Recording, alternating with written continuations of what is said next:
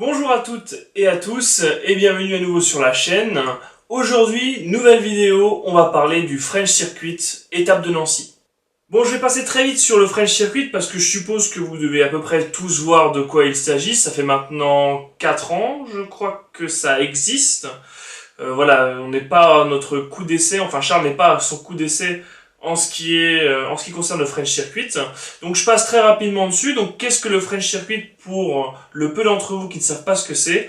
En fait, c'est un tournoi créé par la communauté et en particulier Charles, donc qui est très investi dans la communauté et qui est destiné justement à la communauté.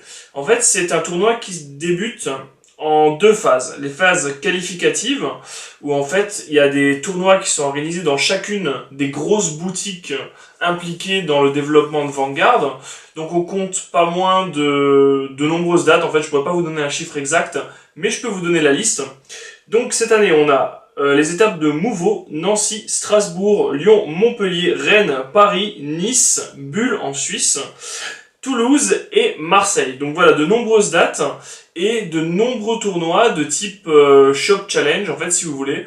C'est-à-dire que voilà, c'est un tournoi qui s'apparente à un tournoi local, mais les gagnants ou le gagnant du tournoi en fonction du format sont invités à, cette année c'est Paris, mais en général sont invités à une phase finale dont la localisation change chaque année. Et du coup cette année c'est à Paris dans les locaux d'Epita.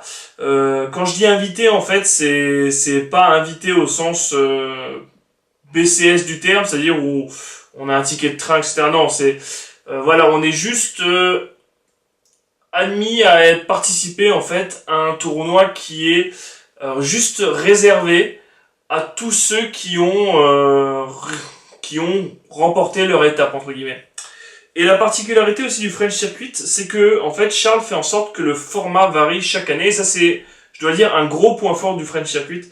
C'est-à-dire que chaque année il nous surprend avec des formats assez inédits pour que chaque année on puisse prendre du plaisir en fait à participer à ces étapes. Donc on a eu une année, on a eu un format solo, on a eu un format BO1, BO3, on a eu un format en duo qui était assez sympa. Et cette année, en fait, la logique veut que, avec la disparition du Team League, mais ça, il pouvait pas le savoir que ça allait revenir cette année, il a opté pour un format, donc, en équipe de 3, qui avait été, donc, annoncé plus tôt cette année. Donc, c'est un format team, comme on peut le voir, en fait, dans l'anime Cardfight Vanguard, avec les points forts et les points faibles de ce format. Donc, si vous voulez, en fait, que je vous parle, en fait, de ce format-là, je dirais que pour moi l'un des gros points forts, c'est que ce format en fait il force une certaine diversité. Je m'explique. En fait, donc vous composez une équipe de 3 joueurs, donc vous et 2 autres joueurs, et lors du tournoi vous affrontez une autre équipe en best of one, donc en une manche gagnante, et le joueur A de votre équipe va affronter le joueur A de l'équipe adverse, le joueur B de votre équipe va affronter le joueur B de l'équipe adverse, et le joueur C, etc. Voilà, vous comprenez un peu la logique. Ce qui est vraiment sympa avec ce format, c'est qu'il y a une certaine restriction qui fait que les gens ne peuvent pas jouer le même clan. Et ça, c'est, enfin, au sein d'une même équipe, j'entends. Ça, c'est vachement intéressant puisque, en fait, comme je disais, ça force une certaine diversité. C'est-à-dire que si on a un ou deux decks qui sont tiers 0, vous n'allez pas tomber dessus à chaque manche. Ça, c'est assez plaisant. Ou quand vous faites un tournoi, vous vous dites ah bah je vais rencontrer beaucoup de ça, vraiment beaucoup de ça. Vous pouvez enchaîner les rondes où vous tombez sur le même deck, etc. En fonction du format, bien sûr. Et là, en fait, dans le tournoi team, les gens se lâchent un peu plus, osent un peu plus de decks, pas que des decks tier 1, mais des decks un peu tier inférieurs, parce que leurs partenaires veulent jouer ce deck-là, etc. Donc voilà, ça donne des trucs assez sympas et ça force une certaine diversité. Je vous mettrai sur le côté, du coup, le récapitulatif de l'étape de Nancy avec l'ensemble des clans joués. Vous verrez que la diversité est vraiment assez impressionnante. Donc ça, c'est pour le premier point fort du format. Le deuxième point fort du format étant que c'est un tournoi, enfin c'est un format qui facilite la mise en place du tournoi. Dans le sens où le tournoi se fait finalement assez rapidement. Comme on a 3 joueurs qui jouent en BO1, on a forcément moins de matchs, puisque avec 30 joueurs par exemple comme on a eu à Nancy, en fait ça ne fait que 10 équipes et ça fait donc 5 tables entre guillemets, et donc ça fait que 4 rondes au lieu de 5-6 rondes, et du coup comme chaque joueur d'une équipe de 3 joue une manche, en fait c'est comme si on disputait un BO3 dans les faits, c'est-à-dire que c'est l'équipe qui remporte 2 victoires sur ces 3 participants qui remporte la manche. Et ça c'est vraiment intéressant parce que ça permet justement au tournoi d'aller beaucoup plus vite et aux joueurs de pouvoir prendre un peu plus le temps de faire autre chose. On peut faire des pauses déjeuner qui sont vraiment appréciables pour manger avec les gens justement qu'on rencontre lors de ces événements, ou pour aller se faire une bouffe avec des gens qu'on voit pas souvent. Et ça c'est vraiment sympa, et en plus en tant qu'organisateur et en tant que, moi je me définirais pas comme organisateur du tournoi, mais en tant que personne qui encadre, ça nous fait beaucoup respirer parce qu'on sait qu'on peut prendre le temps. Et ça c'est vraiment quelque chose qui dans un CRC est vraiment compliqué à gérer, ou dans un BCS c'est le temps. Et le format team permet de prendre son temps, et ça c'est vraiment sympa. Ensuite bien sûr, comme chaque fois lors de tournois de la communauté nancéenne, bien sûr, faut le dire, Shakira était présente pour un petit spectacle de 10-15 minutes parce qu'elle tient à être présente pour tous les événements de la communauté Vanguard nancéenne. Donc voilà, toujours est-il que si vous voulez voir un concert de Shakira gratos, vous pouvez venir à Nancy ou à Metz. Voilà, en général, vous repartirez pas déçus, elle fait le show quoi. C'est ma tante. Donc maintenant, pour revenir à l'événement qui nous intéresse, maintenant qu'on a fait un peu le tour du French Circuit, nous allons parler donc de la phase finale. Nous allons parler de l'étape de Nancy, donc qui s'est déroulée ce samedi 20 janvier. Alors, comme je vous l'ai dit, il y avait 30 joueurs qui étaient présents, ce qui fait 10 équipes, et ce qui m'a fait vraiment plaisir, c'est que on a une fusion entre guillemets, on a une culture et une communauté de l'Est qui est très présente et qui se mélange de plus en plus. C'est-à-dire qu'on avait beaucoup de joueurs strasbourgeois, je crois qu'on avait, je dis pas de conneries, 7 ou 8 joueurs strasbourgeois sur les 30. Ça c'est vraiment cool. Donc on avait 2 équipes et demie composées de joueurs strasbourgeois, donc encore une fois je remercie les joueurs strasbourgeois d'avoir fait le déplacement. C'est à peu près 2 heures de voiture, donc c'est pas rien, mine de rien. Et je peux vous dire que les joueurs de Nancy-Metz iront aussi au French Circuit de Strasbourg. Et c'est des échanges qui sont, je dirais, vraiment précieux et bénéfiques pour les 2 communautés. Ça permet de rencontrer d'autres joueurs, ça permet de se déplacer dans d'autres locaux, ça permet vraiment d'avoir des tournois un peu plus grands et un peu plus intéressants, ça c'est vachement sympa. Au niveau des joueurs un peu étrangers à notre communauté justement de l'Est, on avait aussi une équipe composée, je dirais, entièrement de Parisiens, donc avec l'équipe des frères Mahuto, donc qui sont vraiment des gars super sympas, avec Ilia qui, sans foirer, craque tous les drachmas en booster. Putain voilà, donc après ce petit aparté, donc on avait une équipe qui est venue de Paris. On avait aussi Sora et Lynn, donc Lynn, il vient d'à peu près partout, mais voilà, Sora qui vient aussi de Paris. Donc encore une équipe qui a fait le déplacement et qui a fait de nombreuses heures de voiture pour venir au French Circuit. Je cite aussi Alice qui vient de Troyes, il me semble. Donc voilà, beaucoup de gens qui ont fait le déplacement, et aussi c'est d'autant plus précieux que récemment dans la communauté de l'Est, on a pas mal de nouveaux joueurs ou de gens qui se remettent au jeu, et pouvoir les mettre en confiance dans une communauté aussi soudée, c'est, je trouve, vachement agréable. Donc maintenant on va passer à quelque chose d'un peu plus intéressant, c'est-à-dire le format, le deck que j'ai choisi et mon équipe et la place dans laquelle on est arrivé.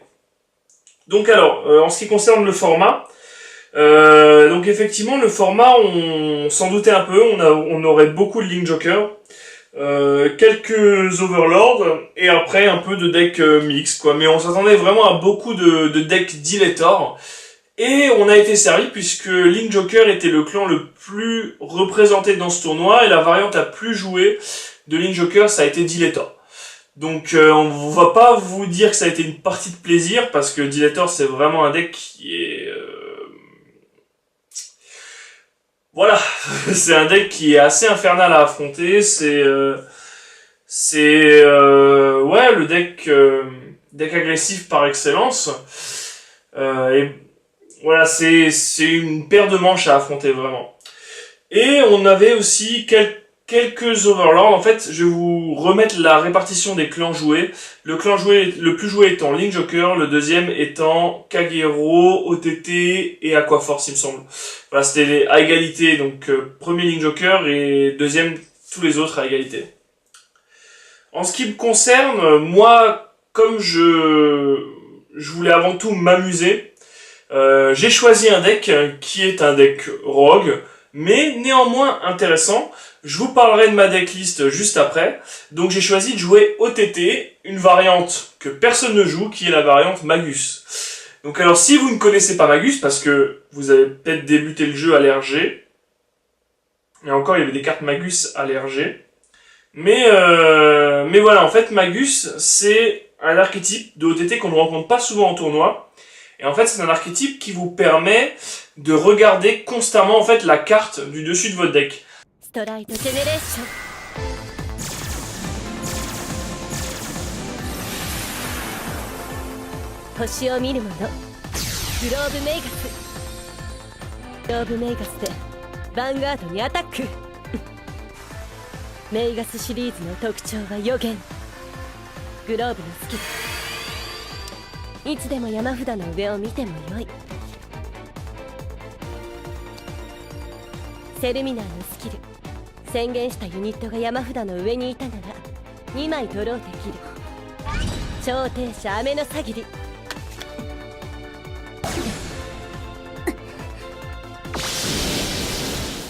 Et ça c'est assez intéressant, je vous expliquerai pourquoi dans le deck building, mais vous avez des effets qui se déclarent qui s'activent quand vous déclarez la bonne carte du dessus du deck. Et donc au-delà que les cartes soient extrêmement belles, que le deck soit extrêmement fun, voilà, ça donne lieu aussi à des combos vachement puissants et à des plays de réflexion qui sont vraiment intéressants. Donc voilà, je vous reparlerai de ça dans le deck building, mais pourquoi j'ai choisi ce deck? Tout simplement parce que je voulais m'amuser, parce que c'est un deck que j'affectionne beaucoup, c'est l'une des variantes d'OTT que j'ai le plus joué, que j'aime le plus. J'ai d'ailleurs les globes Magus, donc le stride en SP. Voilà, donc c'est vraiment le deck OTT que j'ai ressorti du placard il y a 1 ou 2 semaines, que j'ai testé, qui m'a bien plu, et je me suis dit, ça y est, je vais jouer ça va être... je vais bien m'amuser, quoi. Et la question se posait en fait avec ce deck du match-up contre Link Joker. Et alors, la question c'est de savoir comment je bats Link Joker. Eh bien la réponse est toute simple. Je ne bats pas Link Joker. Donc voilà, donc c'était l'occasion avec le format team de sortir ce deck une fois pour toutes, puisque dans le tournoi je n'ai affronté aucun Link Joker. Et donc ça c'est plutôt voilà, c'est les spécificités plus du format team qui fait qu'on peut ressortir un peu des decks qui ont certains défauts, certains trop mauvais match-up en fonction du format, et qu'on peut les jouer vraiment de façon plaisante avec nos amis pour profiter du tournoi. Et c'est ce que j'ai voulu faire avec ce French Circuit. Donc voilà, donc avec qui j'ai joué avec mes compères de la team Gentleman. Donc nous étions en costard cravate pour nous habiller en fonction de l'occasion. Donc il y avait Ben qui jouait Narukami, il y avait Vincent qui jouait Tachikaze, et moi qui jouais OTT, donc Magus. Donc dans cet ordre-là, A, Ben, B, moi, C, Vincent. Et donc pour rester impartial, j'ai laissé Vincent choisir notre ordre, puisque moi je connaissais déjà l'ordre des autres. Et il s'avère que on a été plutôt chanceux, puisqu'il a choisi l'ordre qu'il fallait, c'est-à-dire qu'en joueur B, il n'y avait quasiment aucun Link Joker en vrai. Et ça nous a réussi, puisque nous avons terminé à la première place du tournoi. Vous l'avez peut-être vu sur Facebook, mais voilà, on a terminé à la première place du tournoi. Moi la team a fait un score de 5-1. Moi, à titre personnel, j'ai fait un score de 5-1. Donc je gagne ma première ronde contre Yves, qui joue Murakumo. Je gagne ma deuxième ronde contre Eric, donc qui jouait Blue Wave. Ça s'est pas joué à grand chose, malheureusement il a fait une petite erreur qui lui a coûté la partie. Ma troisième ronde, je la joue contre Alice, je crois. Ouais, je crois que c'est Alice. Ouais, c'est ma troisième ronde, c'est bien contre Alice. Je me souviens de son nom, mais je me souviens plus de l'ordre. Qui joue Gold. Malheureusement, là, j'ai pas eu la sortie optimum pour contrer Gold, étant donné que elle prend l'Open Stride, elle sort le Gurguit, je n'ai pas de Perfect Ninja Guard, donc du coup je suis obligé de l'encaisser. Le Gurguit Helios, là, celui qui empêche de garde avec des grades 1 et qui a une puissance vraiment incroyable. Et après, en fait, je fais mon tour de stride, je pioche 5 ou 6, quelque chose comme ça. Et malheureusement, toujours pas de heal, je suis à 3, donc j'ai 2 perfects en main, je n'ai pas de quoi encaisser Helios, donc je suis obligé de dire no guard. Et le double crit arrive, donc voilà, c'est le petit accident de parcours qui peut arriver aussi et qui n'a pas au final entaché notre résultat puisque mes 2 partenaires ont remporté leur partie. C'est ça qui est vraiment sympa dans le format team, c'est qu'on a peut-être plus le droit à l'accident en vrai. Mais encore ça je suis pas sûr. Ensuite je tombe contre Thomas qui jouait Vanquisher, là je lui rush sa mère et je le tue juste après son premier stride. Et ensuite, en top 4, donc parce qu'il y avait un cut top 4, je rencontre encore une fois la team qu'on avait rencontrée en premier, c'est-à-dire la team de Sora, Yves et Lynn. Donc je rejoue contre Yves Murakumo, je regagne, et après en finale je tombe contre Overlord et je gagne. Donc voilà, je vais vous donner très rapidement, pour conclure avant de passer au deck profile, les différents résultats, ou du moins du top 4. Donc alors la première équipe c'était nous, donc les Gentlemen. La deuxième équipe c'était donc l'équipe Twilight Princess qui était composée de joueur A Steve qui jouait Gold Paladin Gurguit, joueur B Quentin qui jouait un deck Overlord et joueur C Thomas qui jouait un deck Chaos. Ensuite, en troisième position, on avait donc la team But You Still Take the Damage, pardon, composée donc de Sora joueur A avec Overlord, Yves joueur B avec Murakumo, et Lynn joueur C avec Diletor. Et enfin, pour compléter ce podium, on avait la team Aucune Idée, composée de Thibaut qui jouait Messiah, on avait en joueur B, je crois que c'était Dantlish qui jouait Spike, et en joueur C, on avait Kevin qui jouait Aquaforce Blue Wave.